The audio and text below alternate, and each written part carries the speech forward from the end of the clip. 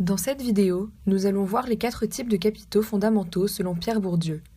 Pierre Bourdieu est un sociologue français né en 1930 et mort en 2002. Il s'inscrit dans la tradition durkheimienne, c'est-à-dire héritée d'Émile Durkheim et holiste de l'étude des faits sociaux. En 1964, il devient directeur d'études à l'École des hautes études en sciences sociales. Il se fait connaître en fondant la revue Actes de la recherche en sciences sociales et est nommé professeur au Collège de France en 1981.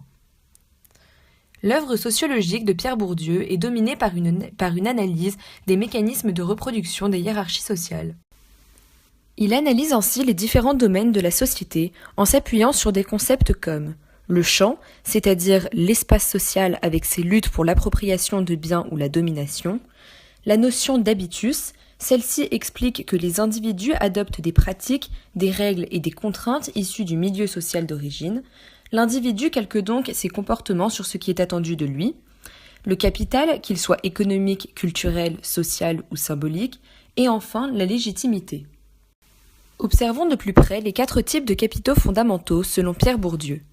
Pierre Bourdieu désigne par le terme de capital toutes ces ressources sociales dans la mesure où elles résultent d'une accumulation qui permet aux individus d'obtenir des avantages sociaux.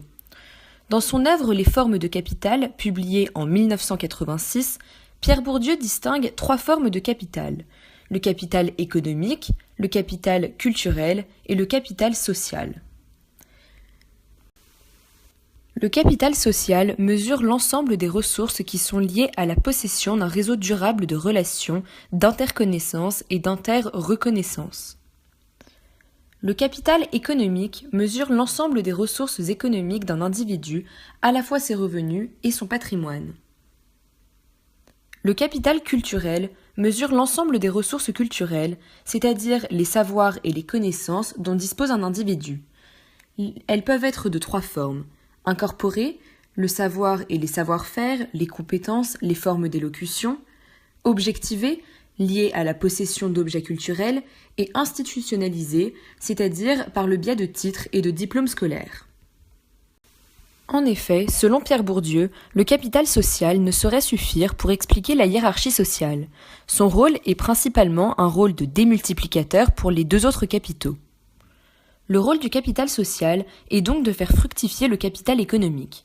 Par exemple, l'entrepreneur qui possède un réseau et grâce à celui-ci accroît ses profits qui lui permettent d'élargir plus encore son réseau. Le capital social fait également fructifier le capital culturel.